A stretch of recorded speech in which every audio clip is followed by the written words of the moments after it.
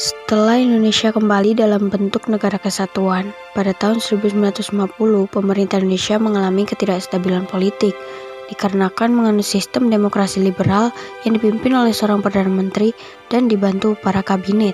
Sebenarnya pemilu sudah direncanakan oleh pemerintah, tetapi tidak segera terwujud karena usia kabinet pada waktu itu relatif singkat. Pemilu akhirnya dilaksanakan pada masa Kabinet Burhanuddin Harahap pada tahun 1955 yang dilaksanakan 2 kali. Mendengar kabar itu, banyak sekali partai politik yang melakukan kampanye kepada masyarakat.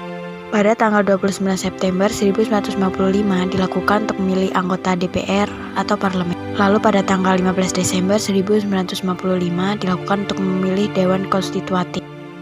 Secara serentak dan tertib, seluruh warga negara menentukan pilihannya. 4 partai yang muncul sebagai pemenang yakni PNI, Masyumi, NU, dan PKI. Pemilihan umum tahap 2 pada tanggal 15 Desember 1955 mengantar terbentuknya Dewan Konstituante, yaitu dewan yang bertugas menyusun Undang-Undang Dasar. Namun antara kurun waktu 1956 sampai 1959, Dewan Konstituante belum berhasil merumuskan Undang-Undang Dasar tersebut. Ketidakberhasilan Konstituante dalam menyusun Undang-Undang Dasar yang baru dan kehidupan politik yang tidak stabil menimbulkan kekecewaan mendalam bagi masyarakat Indonesia. Lalu pada tanggal 22 April 1959, Presiden Soekarno berpidato di depan sidang konstituante untuk menganjurkan agar konstituante menetapkan UUD 1945 menjadi UUD Republik Indonesia. Menanggapi usulan tersebut, konstituante kemudian mengadakan sidang dan pemungutan suara untuk menyelesaikannya. Akan tetapi sangat disayangkan, pemungutan suara tidak memenuhi quorum. Banyak anggota Dewan Konstituante yang tidak hadir pada saat pemungutan suara.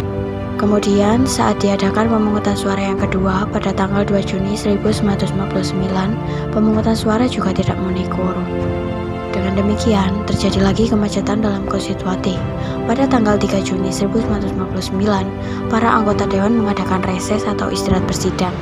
Namun ternyata reses ini tidak hanya sementara waktu, tetapi untuk selamanya, atau membubarkan diri.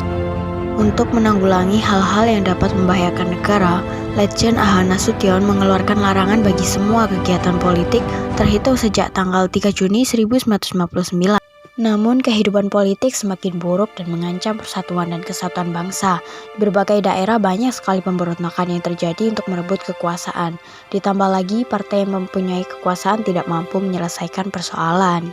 Oleh karena itu, Presiden Soekarno pada tanggal 5 Juli 1959 mengeluarkan keputusan atau dekret presiden yang berisi pembubaran konstituante, berlakunya UUD 1945, dan akan dibentuk Majelis Permusyawaratan Rakyat. Dengan demikian, demokrasi liberal tidak bertahan lama karena sistem multipartai yang membuat partai politik saling beradu kepentingan dan rasa persaingan antar golongan. Dari kepentingan yang saling berbenturan tersebut, akibatnya tidak ada kabinet yang berhasil dalam melaksanakan program dan tuntutan dari parlemen.